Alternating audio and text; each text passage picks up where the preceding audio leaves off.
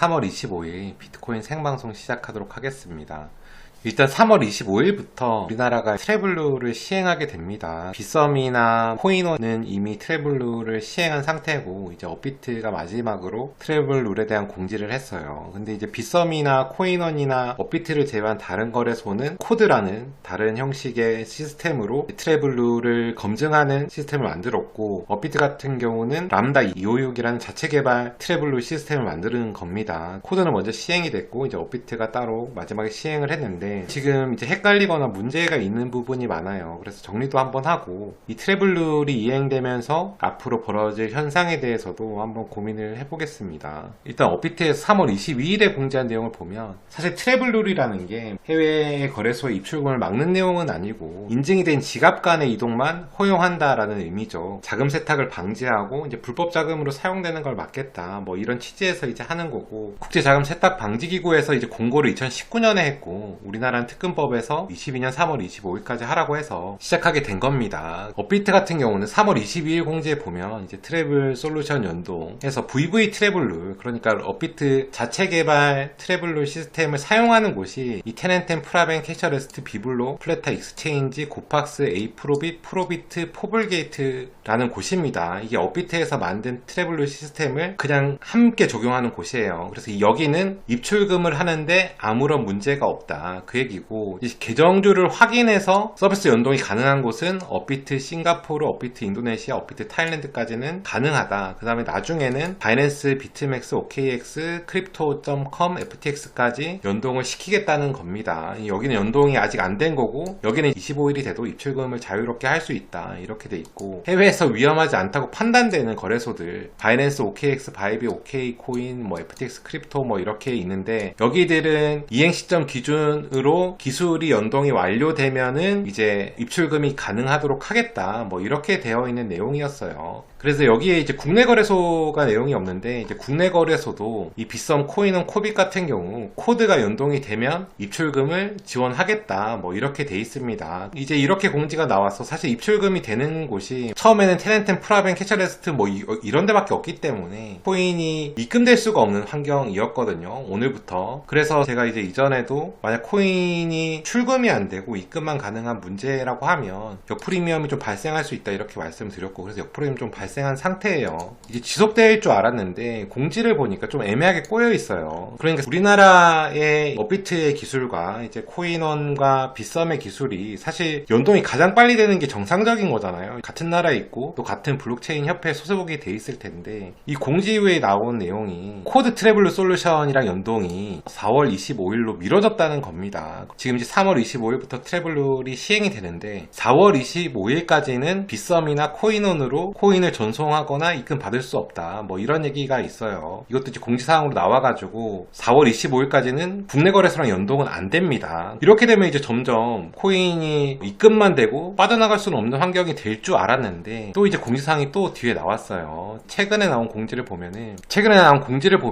여기 이제 똑같이 같은 트래블룰을 쓰는 데들은 그대로 이제 입출금이 가능하고, 위험평가 통과된 해외 거래소들은 이제 입출금 중에 입금은 지원이 되는데 출금은 안 된다. 출금은 이제 100만원 이하까지는 가능한데 100만원 이상 되게 되면은 아직 출금은 안 된다. 대신에 입금은 가능하다. 그래서 입금 가능한 거래소 대상이 이렇게 바이낸스부터 시작해서 이렇게 쭉 나와 있죠. 출금이 100만원 미만만 되니까 100만원 미만 출금을 연속적으로 하게 되면은 또 이상 입출금으로 간주돼서 입출금이 또 반려된다. 이래서 큰 돈을 이제 보낼 수는 없는 상태이긴 했어요. 여기서 보면 또 아까 이제 국내 거래소에 이송이 막혀 있고, 그 다음에 해외 거래소도 출금은 안 되고 업비트에 코인만 보낼 수 있으니까 이게 업비트가 갇히는 현상이 이제 오래 지속될 것 같다. 며칠이든 몇 주든 이렇게 지속될 줄 알았는데, 이 뒤에 공지사항을 또 보면 여기에 지금 OKX랑 FTX가 입금만 가능한 곳으로 나와 있거든요. 최근 공지에 보면 입출금 가능 대상 거래소 안내에 보면은 OKX랑 FTX가 추가가 됐습니다. 원래 이제 위험 편과 통과 해외 VASP에 포함되어 있던 OKX랑 FTX가 이제 위로 올라갔어요. 그래서 입출금이 가능한 거래소로 변경이 됐거든요. 그러니까 이게 거래소에 저도 물어보니까 결국에는 이 솔루션 자체를 연동시키는 건 이제 업비트의 능력인 거고, 업비트가 연동만 완성되면은 입출금은 문제가 없을 거다, 이런 얘기를 다 하고 있더라고요. 그러니까 지금 그 속도가 문제인데, 이제 OKX랑 사실 FTX가 많이 쓰는 거래소는 아니지만 해외 거래소가 연동이 되었기 때문에 이제 여기 나와 있는 거래소들은 뭐 순서를 따지지 않고 하나씩 연동이 될 것 같아요. 그렇게 되면은 사실은 역프리미엄은 좀 빠질 가능성이 있죠. 지금 사실 역프리미엄이 비트코인 가격이 좀 올라서 그런 것도 있지만, 이전에 비트코인 가격이 올랐을 때는 역프리미엄 발생 안 했거든요. 근데 지금 이제 올랐을 때 역프리미엄이 발생하는 이유는 지금 이제 트래블룰 솔루션 때문이기도 해요. 그래서 혹시나 뭐 지금 이제 역프리미엄 때 가능하다면 뭐 펀딩비나 이런 전략을 충분히 사용할 수도 있다, 이렇게 보고, 제가 이전에 김치 프리미엄이 높을 때도 얘기했고, 사실 김치 프리미엄이 역프일 때도 말씀드리는 거지만, 김치 프리미엄을 우리가 오를 거다, 역프가 더 크게 발생할 거다, 사실 이런 거는 저희가 예측 범위에 있다고 생각하지 않습니다. 하지만 김치 프리미엄에서 우리가 하나 가장 중요한 거는 언젠가는 0에 수렴한다. 그걸 이용해서 돈을 벌 수 있는 방법이 이제 펀딩비가 있는 거죠. 근데 지금 달러와 환율의 등락이 좀 큰 상황이기 때문에 그런 부분이 상관없다면 펀딩비 전략도 사용할 수 있을 정도로 역프리미엄이 마이너스 1% 이상 발생하고 있는 상황이다, 이렇게 보이고, 비트의 트래블룰 이슈는 제 생각에는 금방 사라질 것 같아요. 지금 뭐 하루가 지났는데 2개의 거래소가 추가된 상태이기 때문에 며칠에 하나씩은 계속 업데이트가 될 것 같습니다. 그럼 이제 코인이 현재는 거의 입금만 가능한 상황인데 금방 출금이 가능한 상황으로 바뀔 거기 때문에 트래블룰의 시행 자체가 뭐 지금 단기간에 영향을 미칠 거라고 생각되지는 않네요. 저는 항상 얘기하지만 트래블룰이 시행되는 건 장기적으로 보면 코인 시장에는 좋은 현상은 아니라고 분명히 말씀을 드렸어요. 왜냐하면 코인 시장이 가지는 익명성을 이제 트래블룰이 우리나라에서 시작은 했지만, 물론 미국에서도 시작하고 있고 뭐 이렇게 파도를 타고 결국엔 다른 거래소들로 연결이 된단 말이에요. 사실 우리나라가 트래블룰을 시작하면서 이 트래블룰과 연동하기 위해서는 다른 거래소도 실명 계좌를 쓸 수밖에 없어요. 그러니까 이 트래블룰이 점점점 전파가 되는 거죠. 이제 그렇게 해서 트래블룰이 대부분의 거래소가 완성이 되게 된다면 사실은 이게 불법적으로 쓰이거나 아니면은 익명의 계좌로 왔다 갔다 하면서 자금의 출처의 확인이 어려운 상황이 없어지는 거예요. 시장이 투명해지지만, 투명해지는 만큼 지금 이제 주식시장도 투명해지면 투명해질수록 작전주가 좀 줄어들고 작전주의 변동폭이 줄어들거든요.